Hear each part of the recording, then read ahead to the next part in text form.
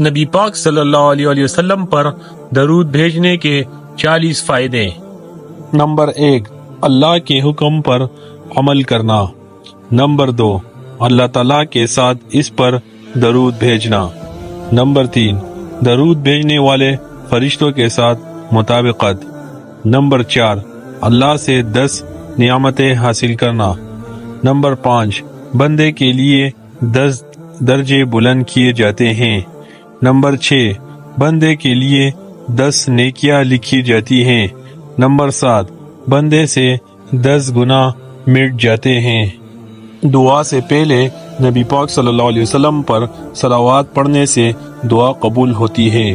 Number 9، نبی پاک صلی اللہ علیہ وسلم کی شفاعت۔ نمبر 10، گناہوں کی معافی کا ذریعہ۔ نمبر 11، اللہ بندے کے لیے کافی ہوگا۔ نمبر 12، قیامت کے دن نبی پاک صلی اللہ علیہ وسلم کی قربت حاصل ہوگی۔ نمبر 13، صدقے کا ثواب۔ نمبر 14، آپ کی ضروریات کی تکمیل کا ذریعہ۔ نمبر 15، اللہ اور اس کے فرشتے بندے پر درود بھیجتے ہیں۔ نمبر 16، صفائی اور طہارت کا ذریعہ۔ نمبر 17، موت سے پہلے جنت کی بشارت۔ نمبر 18، قیامت کے دن کی دہشت سے حفاظت۔ نمبر 19، نبی صلی اللہ علیہ وسلم اس کا جواب دیتے ہیں۔ نمبر 20، بندے کے لیے وہ چیز یاد رکھنے کا ذریعہ جو وہ بھول گیا ہے۔ نمبر 21، اجتماع میں برکت کا ذریعہ اور قیامت کے دن ندامت کا فقدان۔ نمبر 22، غربت کو دور کرنے کا ایک ذریعہ۔ نمبر 23، یہ کنجوس ہونے کی وضاحت کو دور کرتا ہے۔ نمبر 24، نبی صلی اللہ علیہ وسلم کی بددعا سے حفاظت۔ نمبر 25، جنت کی طرف جانے والا راستہ۔ نمبر 26، ایک مجلس کی بدبو سے حفاظت جہاں اللہ اور اس کے رسول صلی اللہ علیہ وسلم کا ذکر نہیں کیا جاتا۔ نمبر 27، اللہ کی حمد کے بعد یہ کلام مکمل کرتا ہے۔ نمبر 28، سیرت پر روشنی کی کثرت۔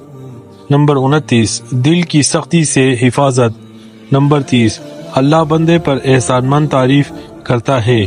نمبر 31، خود بندے کے لیے برکت کا ذریعہ۔ نمبر 32، اللہ کی رحمت حاصل کرنے کا ذریعہ۔